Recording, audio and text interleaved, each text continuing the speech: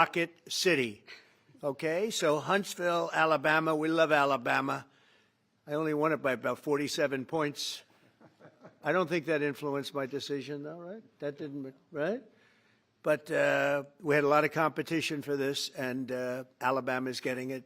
Huntsville in particular, so congratulations, everybody. Katie, congratulations. This will result in more than 30,000 Alabama jobs and probably much more than that, and hundreds of millions of dollars of investment, and that's billions because it can't be millions, it's billions and billions of dollars. Most importantly, this decision will help America defend and dominate the high frontier, as they call it. I want to thank Secretary Pete Hegseth. He's doing a fantastic job, and Secretary of the Air Force Troy Mink. Troy, thank you very much. Great job you're doing, Troy. This is such a big deal. This is one that everybody wanted to know. What are you doing? I also want to thank Senators Katie Britt, and I want to give my condolences. Your grandmother, her grandmother just passed away. She was 100, right? 100, and she loves you, Mr. President. Well, and she was very proud of you. Thank you very much. Very, very proud of you. So thank you, Katie. Wonderful woman. She must have been. To produce you indirectly, I can tell you she had to be. Tommy Tuberville, who's a great coach. And I won't say anything about what happened with Alabama football this weekend. Let's leave that out. But you're not used to that, right? You're not used to that. But Tommy, Auburn won, is right. They did. So you're happy. Tommy's been a great senator, as you know, and a fantastic guy all around. He was also a tremendous coach. House Armed Services Committee Chair Mike Rogers. Thank you, Mike. Where's Mike? Mike, thank you very much. Doing great, Mike. Representatives Barry Moore, all great friends, Robert Adderholt, Gary Palmer, and Dale Strong. Thank you all very much, fellas. Appreciate it. In my first term, I created a thing called Space Force. So important. You know, we were losing the race in space very badly to China and to Russia, and now we're far and away #1 in space. And reestablish Space Com with a mission to protect American space assets and detect any threat to our homeland. We initially selected Huntsville for the Space Com headquarters, yet those plans were wrongfully obstructed by the Biden administration. And as you know, they moved them to a different locale. And today we're moving forward with what we want to do and the place that we want to have this. And this will be there for hopefully hundreds of years. That's where it's going to be. I will say I want to thank Colorado. The problem I have with Colorado, one of the big problems, they do mail-in voting. They went to all mail-in voting. So they have automatically crooked elections. And we can't have that. When a state is for mail-in voting, that means they want dishonest elections because that's what that means. So that played a big factor also. In Huntsville, Space Com will play a key role in building the Golden Dome, as you know. That's going to be a big thing. Everybody wants to be a participant in it. Missile Defense Shield, we're going to be having a Golden Dome that the likes of which nobody's ever seen before, the finest, the best. And by the way, Canada called. They want to be a part of it, and that'll be great. But Canada wants very much to be included in that, and we're going to work something out with them, I hope.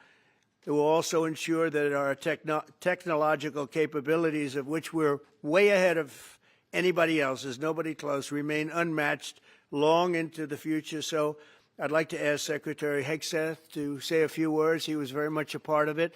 And really, everybody behind me was. Every one of these people would call me and lobby me. I said, Katie, I don't want to talk to you anymore. I know what you want. She said, that's right, sir. That's what I want. And they got their way.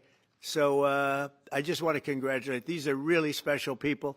They're politicians in many ways, but they're great patriots, I think even more so than politicians. So they fought very hard to get it, and it's an honor to give it to Huntsville. Pete, say a few words, please. Thank you, Mr. President. As usual, right place, right time, for the right reason. In your first administration, you established the Space Force at a time when we knew we had to be looking to that domain of space. You also reestablished SpaceCom to ensure that priority was put in place, and you, through the Air Force, independently identified that Huntsville, Alabama was the right place to put it. For other reasons, in the next administration under Biden, they decided to move it somewhere else. Well, during that time, The DoD Inspector General, the Government Affairs Office, they did their own assessments, and where did they say Spacecom should go? Huntsville, Alabama. So what you're doing today, Mr. President, is restoring it to precisely where it should be based on what the Space Force, the Air Force, your leadership believes will give us strategic advantage in the future. That is Huntsville, Alabama. We are way ahead in space, but this will ensure we stay leaps and bounds ahead because that's the most important domain. Whoever controls the skies will control the future of warfare. And, Mr. President, today you're ensuring that happens. Thank you. Thank you very much. Katie, would you like to say something? Mr. President, we are grateful for your leadership on this and restoring Space Command to its rightful home in Huntsville, Alabama. This delegation has worked together, both chambers, both parties, to make sure that Huntsville was the place that Space Command called home. As was mentioned, obviously the Biden administration chose to make this political. What we want to do is put the safety and security of Americans first. We want to make sure that our warfighter is put first, and we want to make sure that America continues to lead. And today, Mr. President, you've allowed that to happen. Thank you. Thank you very much. Tommy, please. Yeah, thank you. Thank you, Mr. President. This is a great day for our country, not just for our state of Alabama. We need help in our military. We need to catch up. And as Secretary has said, we're not behind in space, but we know where we're at, and we need to expound on that. Now, this move will save the taxpayers $480 million. It's not going to cost more. It's going to cut $480 million. We have the plans intact. It'll be behind a secure wall in Huntsville, Alabama, at Redstone Arsenal.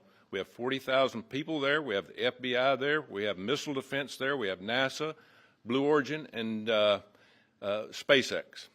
It is the perfect place for Space Command. I would tell you today, and I've spoke with the President for the last 3 or 4 years about this, if I thought it needed to go somewhere else because I understand the security of our country, I'd be for that. But the best place for Space Command is Huntsville, Alabama, because what we have and what it means to this country is going to be so important. So thank you, Mr. President, for this, and we look forward to building a huge Space Command and having the Donald J. Trump Space Command Center in Huntsville, Alabama. Hear, hear. Hear, hear. JD, would you like to say something? Sure. Well, Mr. President, thank you. I'll be very brief here. I lobbied the president hard to put it in Ohio, but he said these people behind us, these Alabamas, are just too powerful and too persuasive. And so it's in Alabama, but as Tommy said, this is exactly the right place for Space Force and Space Command. I think Americans ought to appreciate the fact that you can't win the battle of the future unless you control the skies. The cyber security, the communications, the entire infrastructure of the battle in the 21st century will be in space. So it was a visionary move in the first administration for the president to set up Space Force, and I think an equally visionary move to make sure that Space Force is right where it should be in Huntsville, Alabama. Thank you, sir. Thank you very much. Gentlemen, anybody want to say anything? Would you like to say? Mr. President, another promise made, another promise kept. You think about it, Redstone Arsenal is critical to national security. The president said when you were the 45th president, let's do what's right for national security. And today, that's exactly what we're doing. It's not because of this or that. It's because it's right for national security. You think of the 21 categories that were evaluated to determine what was best for national security. All indicators pointed back to Huntsville, Alabama, and Redstone Arsenal. We have the right people at the right place at the right time. Mr. President, on behalf of the people of the 5th Congressional District and all of Alabama, thank you for keeping your word. Absolutely. Thank you very much. Anybody? Let me just say, Mr. President, I want to say thank you. And thank you for doing this because it was the right thing to do. When they looked at all the numbers, Huntsville was the place to go, and like you say, it was unfortunately pulled out, but you made it right. So I want to just say thank you again for a grateful nation, and to the state of Alabama, we're very grateful. Thank you, and God bless. Thank you. Thank you very much. Please, go ahead. Thank you, Mr. President. Throughout history, militaries has always understood that whoever could hold the high ground held the advantage. Space is the ultimate high ground. And what we're doing with moving the Space Command to Huntsville is absolutely critical to our maintaining dominance in that sphere. And it goes hand in hand with what we're trying to do with the Golden Dome and missile defense to defend against anyone else who tries to enter that sphere. So thank you, Mr. President. Thank you very much. Please. Thank you, Mr. President. And obviously, national defense is a huge issue. And when you look at the scores, Alabama was #1. And for political reasons, it was moved out of our state. But, Mr. President, thank you for making priorities the defense and the warfighter and the safety of this nation. And in the big, beautiful bill, that Golden Dome will be built in Huntsville, Alabama, and we're grateful for that. Thank you. Listen, as chairman of the Armed Services Committee, I care very much about what's most important for our national security. And the President held a nationwide competition to determine where we should have this command. If y'all remember, at the end of that competition, where Alabama came in first, there was a lot of complaints from the other states who did not place well. He said, we'll do it over with new criteria to accommodate your concerns. Alabama came in first in that second competition. His Secretary of the Air Force reviewed the results, said it was fair, and the President named Huntsville. It was the Biden administration that decided to make it political, even though his own Secretary of the Air Force said it was a fair competition and it should be in Huntsville. So I want you to know I appreciate this President standing up and being strong and saying he's going to make this right and put it where it rightfully belongs, and that's Huntsville, Alabama. Thank you very much. Good job. Appreciate it. So thank you all very much. You are going to leave me alone now? You're not going to call me anymore and talk about this subject, right? You promise? They'll start something else. But I just want to congratulate you. It's a very big deal. When you come out and when you leave the room, you'll see that we just, over the last few minutes, literally shot out a boat, a drug-carrying boat, a lot of drugs in that boat. And you'll be seeing that and you'll be reading about that. It just happened moments ago, and our great general, head of the Joint Chiefs of Staff, who's been so incredible, including what took place in Iran, knocking out potential nuclear power for a long time to come. I think within a month they would have had it if we didn't do what we did. But he gave us a little bit of a briefing, and you'll see. And there's more where that came from. We have a lot of drugs pouring into our country, coming in for a long time. And we just, these came out of Venezuela and coming out very heavily from Venezuela. A lot of things are coming out of Venezuela. So we took it out, and you'll get to see that after this meeting is over. Do you have any questions, please? Yeah, please. Thank you, Mr. President. Senator Tuberville talked about the cost savings Yeah. associated with this announcement. Can you talk about the strategic benefits by having Space Force Command headquartered in Huntsville? Well, it just works because we have so much else there. And having a central, you could call it a central command, but it really is a command station. Also, even locationally, where it is, and when you think about flying distances, if you can save a half an hour as fast as some of these planes go and things go, and even the rockets go, if you can save by having the best location. So we went out, as you know, to experts, and we had 4 different groups of experts. They all said this was the best location. I also loved it from the standpoint, I know the people of Alabama, they are great people, work hard, and there's no games, and they're very proud of it. And I would say they fought harder for it than anybody else also. A lot of states, 5 states really wanted it, but they wanted it more. And I kid you not when I say that these people, they spoke to me a lot. That's all they wanted to talk about. They didn't want to talk about the weather. They only wanted to talk about moving to this location, moving to Alabama, Huntsville in particular. So we're honored to do it. They really wanted it badly, and they got it. Peter? President Trump, something completely different, but about a big viral social media trend over the weekend. How did you find out over the weekend that you were dead? You see that? No. People didn't see you for a couple days. 1.3 million user engagements as of Saturday morning about your demise. Really? I didn't see that. You know, I have heard, it's sort of crazy, but last week I did numerous news conferences, all successful. They went very well, like this is going very well. And then I didn't do any for 2 days, and they said, there must be something wrong with him. Biden wouldn't do them for months. You wouldn't see him. And nobody ever said there was ever anything wrong with him, and we know he wasn't in the greatest of shape. No, I heard that. I get reports. Now, you knew I did an interview that lasted for about an hour and a half with somebody, and everybody saw that was on one of your competitors. I did numerous shows and also did a number of truths, long truths, I think pretty poignant truths.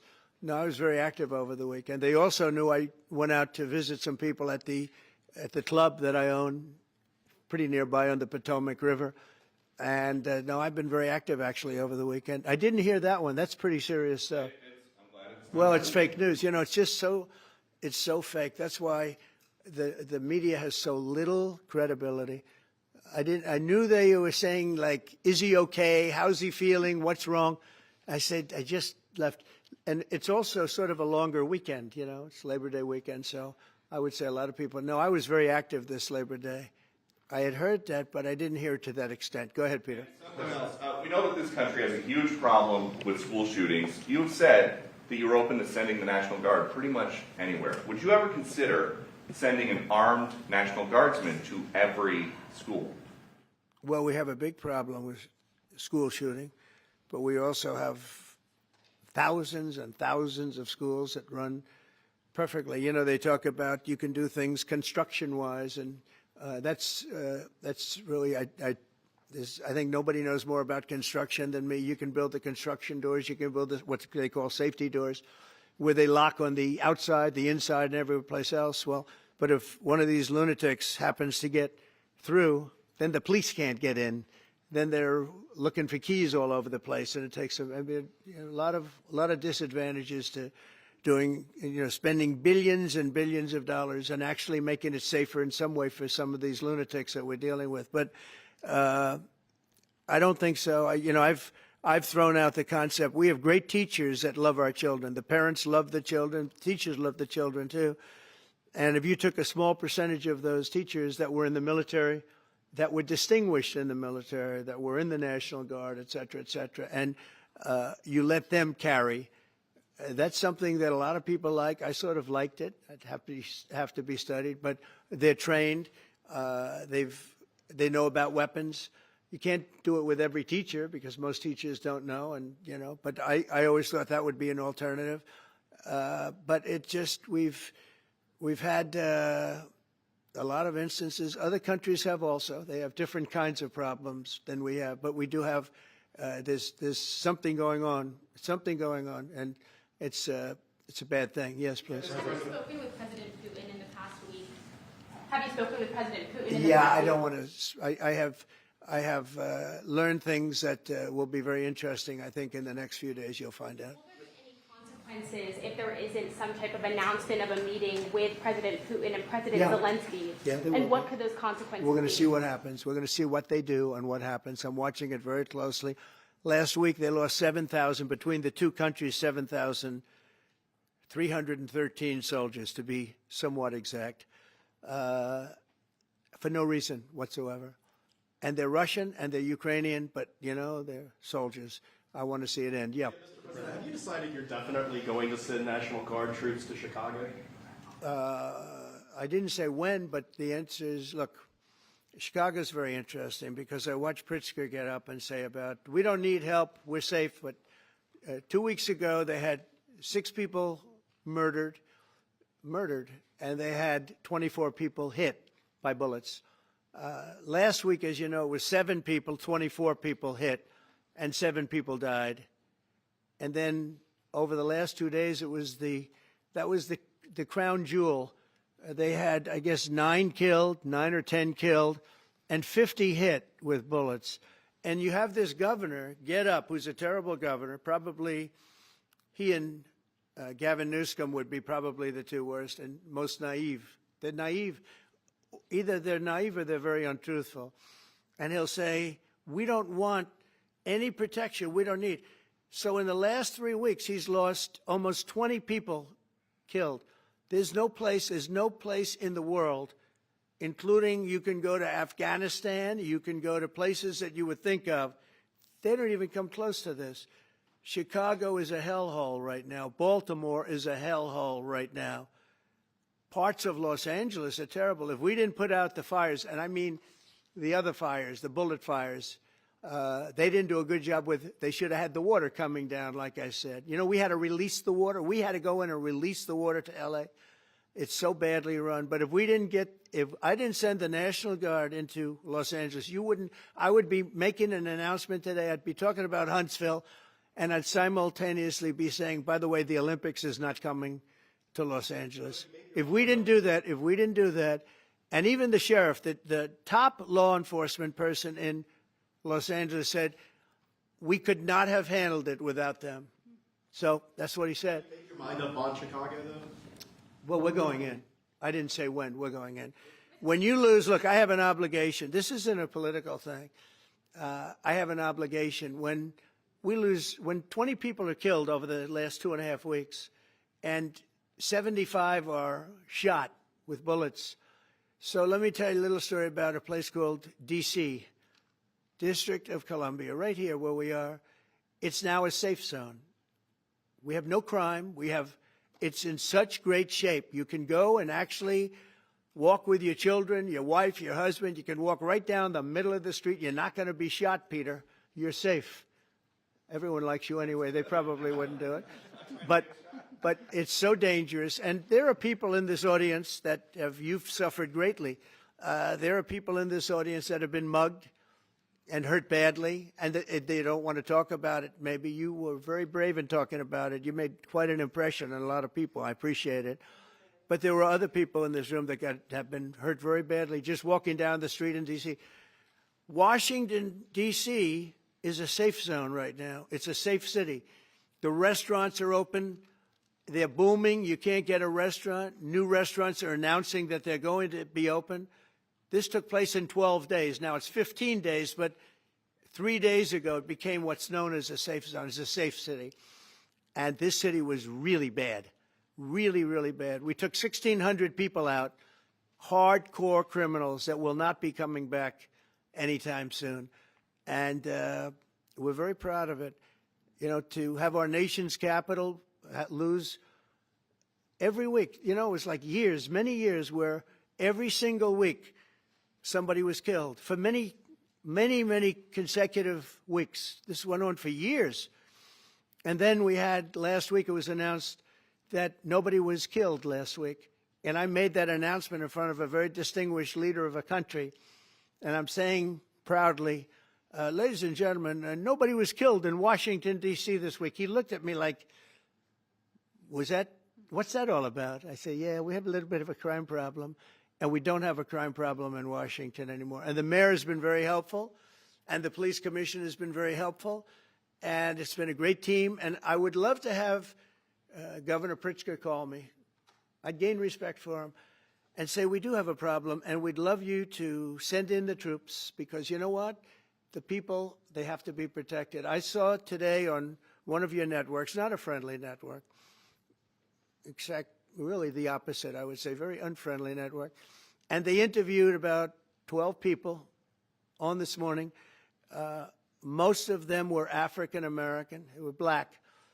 And they were saying, please, please, please let the president send in. These were people from Chicago. Please, we need help.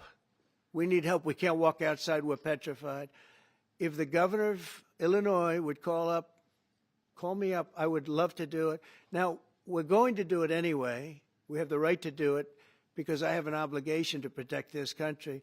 And that includes Baltimore. I saw where Governor Moore was asking me to take a walk down the street of Baltimore. Well, Baltimore is a very unsafe place. It's rated number 4 in the city, one of the most unsafe places anywhere in the world.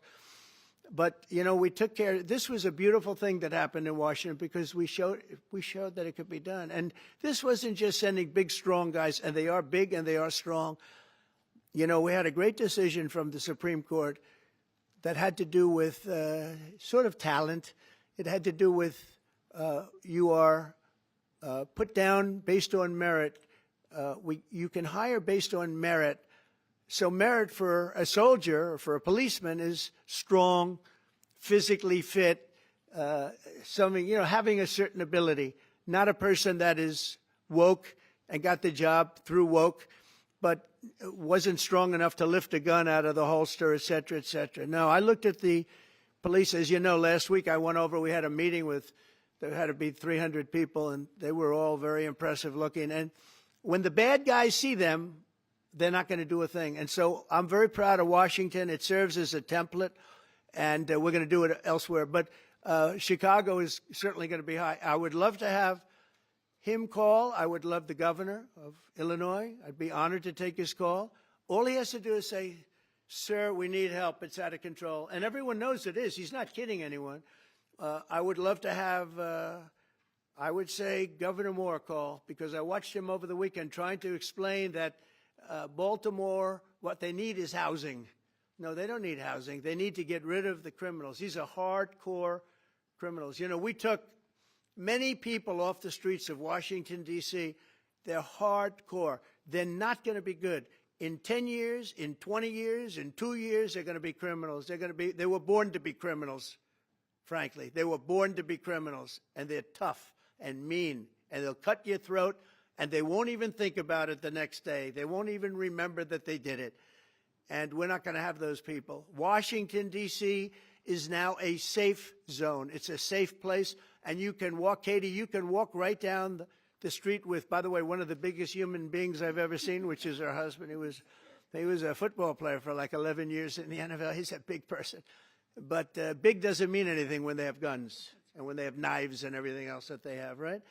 But you can walk right down the street, even by yourself, and you're totally safe. Washington, D.C. is a great thing. Yes, ma'am, please. Mr. President, as you're calling on Democratic leaders across the country to work with you on crime, do you see your efforts here in D.C., including, for example, working with Mayor Bowser here as a model for bringing more bipartisanship in matters not only with crime, but also issues that matter to everyday American people's lives? So Mayor Bowser's been great. She could have taken the thing, oh, well, and then after I clean it up, they'll take credit for it. You know what they do is they take credit. Like, we cleaned up Los Angeles. We did a great job there. And it was overwhelming what was going on. And again, the police chief made a statement that we could not have done, there's no way they could handle it. You saw what was happening out there. It was going to be a disaster. We stopped it cold. If we didn't do that, would have been a very sad day. And you know, remember, we have the Olympics, we have the World Cup, we have all these things coming, and we have 250, all of these things coming. But I watched Newsom get up and say he's doing a great, he's not, we're the ones that did it, and that's okay, whatever it takes, but the main thing is but he got up and said, we did it. Well, he didn't want us there, and he's going to need us again because it's starting to form again. I see it. It's starting to form again. You know, we have to maintain. It's like maintenance on an airplane. You can buy it, but you have to maintain it. And if you don't maintain it, a good plane becomes very unsafe very quickly.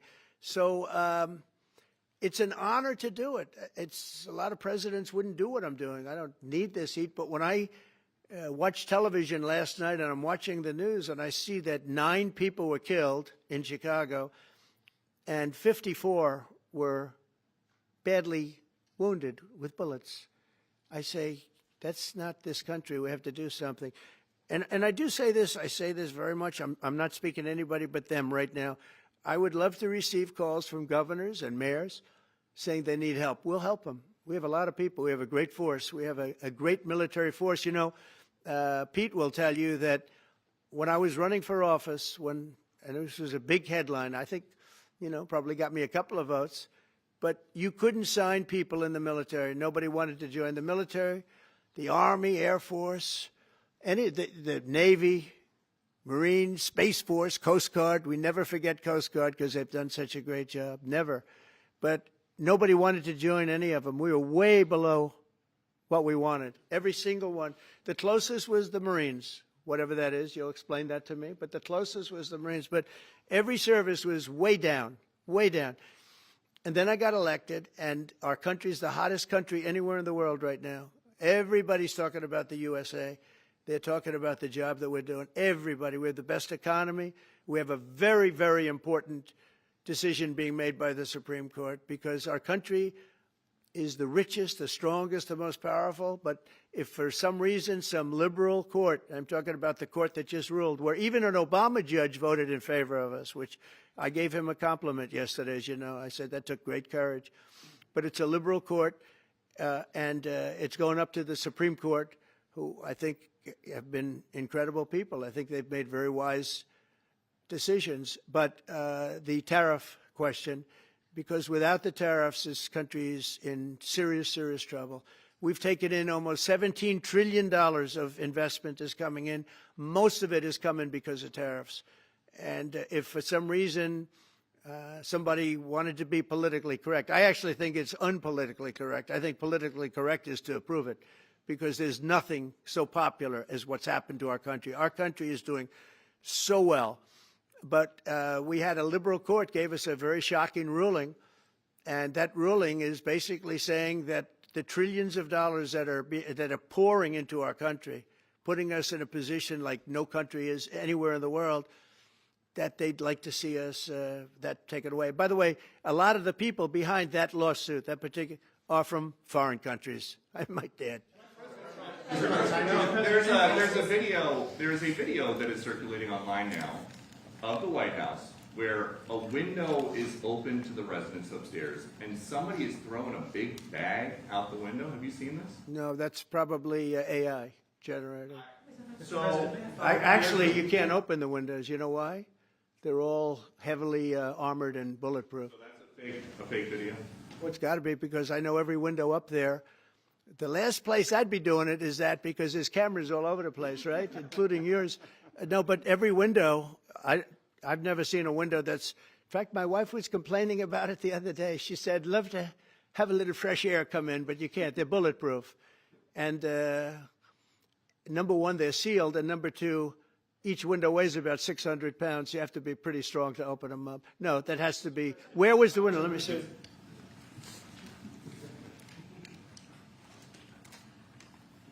Maybe from the renovations. Which is the window? It looks like this is on the 15th Street side, I think. Yeah. So right here. Yeah, those windows are sealed. Those windows are they're all sealed. You can't open them. It's the kind of thing they do. And one of the problems we have with AI, it's both good and bad. If something happens really bad, just blame AI. But also they create things, you know. It works both ways. If something happens that's really bad, maybe I'll have to just blame AI. But there's truth to it, because I see so many phony things. I saw something as I was growing up, from the time I was a baby till now. I said, who did that? It was AI generated. So it's a little bit scary, to be honest with you. But those windows are all very heavily sealed. Thank you, Mr. President. I want to follow up with what you were saying regarding that federal appellate court that ruled against you and your administration as it relates to your ability. Well, they ruled against our country, the court, and they ruled against us before. It's a very liberal court. You called it highly partisan in your Well, it social certainly media is. It certainly and is. in fact, it was along ideological lines, 7-4. Well, except that we actually got one of the Obama judges that was appointed by President Obama voted in favor of the tariffs, because he felt it was imperative for our country to thrive and survive even.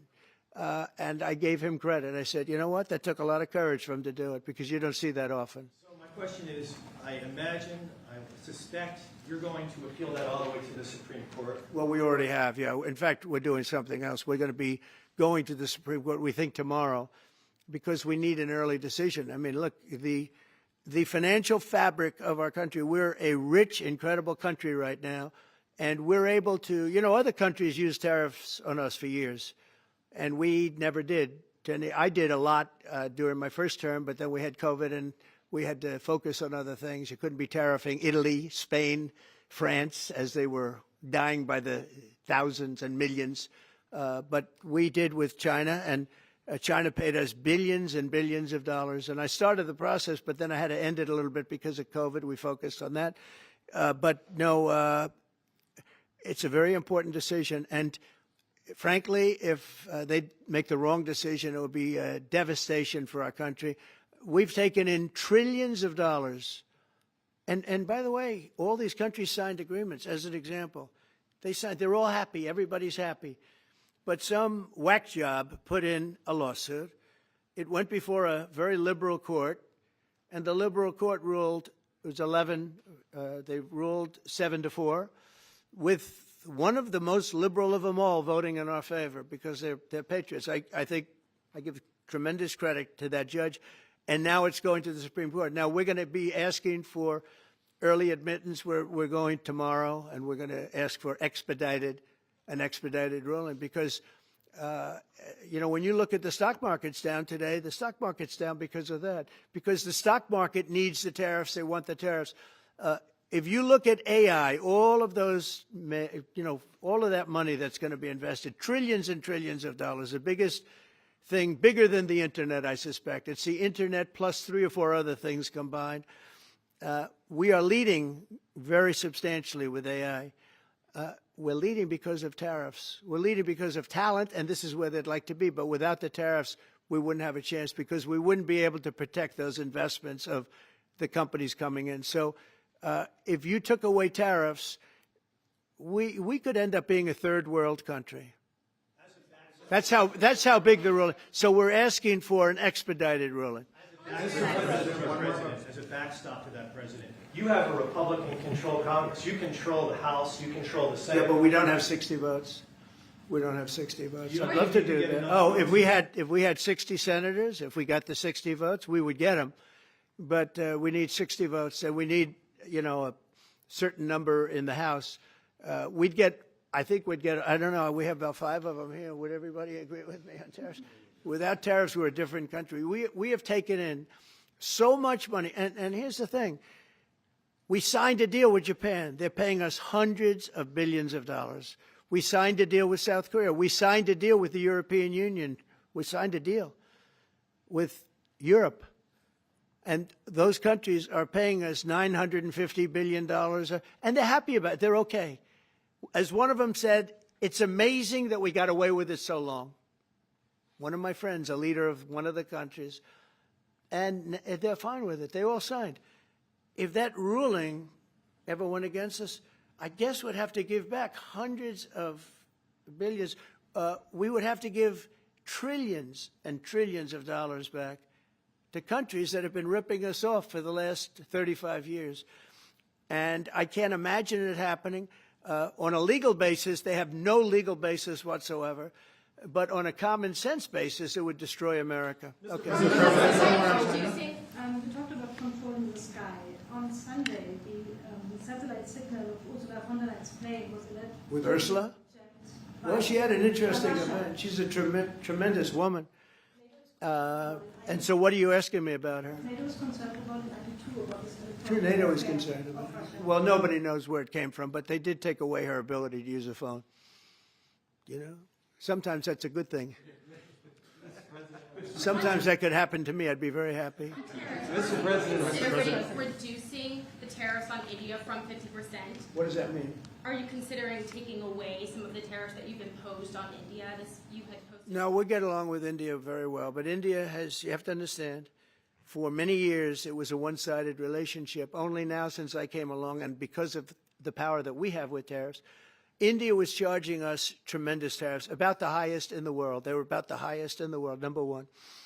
And we, therefore, weren't doing much business with India, but they were doing business with us because we weren't charging them. Foolishly, we weren't charging them. So they would send in massive, you know, everything they made, they'd send it in, pour it into our country. Therefore, it wouldn't be made here, you know, which is a negative. But we would not send in anything because they were charging us 100% tariffs. And, you know, I'll give you an example, Harley-Davidson. Harley-Davidson couldn't sell into India. There was a 200% tariff on a motorcycle. So what happens? Harley-Davidson went to India and built a motorcycle plant. And now they don't have to pay tariffs. Same thing as us. So what we're doing is literally thousands of companies are coming into the U.S., car companies, AI, but, you know, more traditionally car companies. We have so many car company factories under construction or being designed right now. And they're coming from China, they're coming from Mexico, I must tell you, and they're coming from Canada, a lot of them coming from Canada. But they're coming into our country because they want to build here. And they want to build here for 2 reasons. Number one, they'd like to be here. And number two, the tariffs are protecting them. And number three, they want to avoid paying tariffs. When they build their cars here, they don't have any tariffs to pay. You know, when you build here, you don't have any tariffs.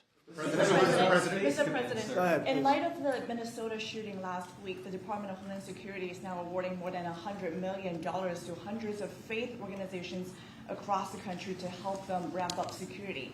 Was your vision for further protecting religious liberty across the country amid incidents of threats and So violence? religious liberty is so important, and we're talking about every religion now, and we're doing things on that nobody else has ever done, and we're going to be having a big announcement in about 2 weeks on that question. Yeah, please. On Space Command, sir, are you concerned that people may not be willing to relocate from Colorado to Alabama? No, I'm not worried. We'll get somebody else. I mean, the problem with Colorado is they have a very corrupt voting system. Look, I have so many friends in Colorado. Anytime you have mail-in voting, you have corrupt elections. Very simple. It's very simple. Even Jimmy Carter said it with his commission. They set up a commission with him and Scoop Jackson and some people, highly regarded people. And they said the finding was, if you have mail-in voting, you will have corrupt elections. Well, your radical left governor decided that he was going to have all mail-in voting in Colorado. Once you have all mail-in voting, and for whatever reason, the Democrats cheat. And they cheat like, they're not stupid. That's the only thing. They're no good on policy. They're no good on management. They're no good at government. But they're great at cheating. And they stick together, too. I give them credit for sticking together. Please. Obviously, this is a big win for national security, moving this to Alabama. We've all can agree with that. Big. Is there any idea of the economic impact this has on the state and on that local area? Katie, do you want to answer that? Look, I mean, go ahead. Please go. This is going to be tremendous. I mean, the state of Alabama, what we've seen through this process is the worst of Washington. We've seen politics get in the way of what is best for the warfighter, what's best for national security. And the state of Alabama is about to show the country the best among us. So we know the economic impact is going to be tremendous. There at Redstone Arsenal, we're proud to house everything from the FBI to headquarters there for material command to a number of things. We obviously have NASA with Marshall Space Flight Center, and so this naturally fits within. When you look at the decision matrix that they placed in front of us, that's why we ranked so high, is because we have the resources necessary and the ability to build out quickly to meet the needs in front of us. As far as economic impact, it would be tremendous. Does anybody have an exact number? 1,600 jobs. With 3,000 spinoff. Look at this. This is teamwork right here. So we are really proud, and the people of Alabama are ready to get to work. And I've got a housing question, if you could, just for a second, Mr. Yeah, President. please. Owning a home and going about the American dream seems like it's out of touch for a lot of Americans. Just recently, you pushed out a statement about addressing an emergency housing situation. That's right. We're thinking about doing that. Yeah, can you just... Well, we need a little help from the Fed. We have a man named Jerome Too Late Powell. You probably heard of him. He's too late. He's way too late. And the economy is so strong that it's pushing through that. Normally it would have been much tougher, but we're doing so well that we're pushing through it. But it makes it very hard for people to get mortgages because too late is too late. Very simple. He's too late.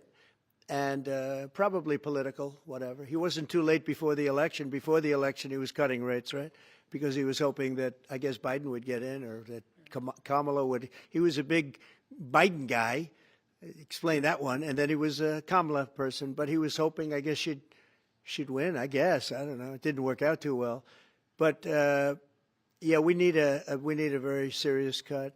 You know, I think that if you look back many decades ago, the United States was always the lowest, even if they were doing badly. The United States was, because without the United States, everything in the world would die. It's true. It's so powerful. It's so big. And I made it really big in the first 4 years. Then it started to degenerate with what this Biden administration did. But we built it up to a level that I never thought we could be at this quickly. We're the hottest, we're the best financially. The money coming in is so big because of tariffs and other things, but because of tariffs. Tariff gets us even those other things. Plus, it gets us great negotiating. I settled 7 wars, and numerous of those wars were because of trade, and numerous of the trade deals that I made were because of tariffs. It gives you a great negotiating ability. If that ability were taken away from us by a liberal court acting on essentially foreign nations asking to get help from the United States government, when they've been doing this to us for 40 years, that's why we have $38 trillion in debt. We won't have it for long if they let us if they allow us to do what everybody knows we should be able to do. Yeah, please. Mr. President, another Biden-era action that you're now reversing is that you signed a deal last week to make federal buildings adopt and embrace classical architecture styles again. Can you talk to us about why you do that, and also what's your vision? Well, we want to see beautiful buildings. Now, you know, it's in the eye of the beholder. I've seen architectural reviews over the years. I'm an expert at it. I've gotten a lot of great reviews. But I've seen buildings that I didn't think were very good get great reviews, and I've seen great buildings get bad reviews. So, but it's just a standard. We want to have a good standard. We're building something here. You know, for 150 years, they wanted a ballroom at the White House. We're doing something at the highest level, using great architects and all. And, you know, it's very exciting. But we have a lot of interesting things happening architecturally in D.C. And D.C. is like a different place. And, you know, even the contractor said, sir, we walked down today, we feel like much safer. It's like a different place. Washington, D.C. is great. Now, we're going to also beautify it. We're going to put a topping on the roads. We're not going to rip them apart and take 4 years to build a road that was exactly the same by the time you build it. But we're going to put toppings. We're going to put new medians in. We're going to get the graffiti off. We're going to put tiles up in the tunnels where the tiles are missing.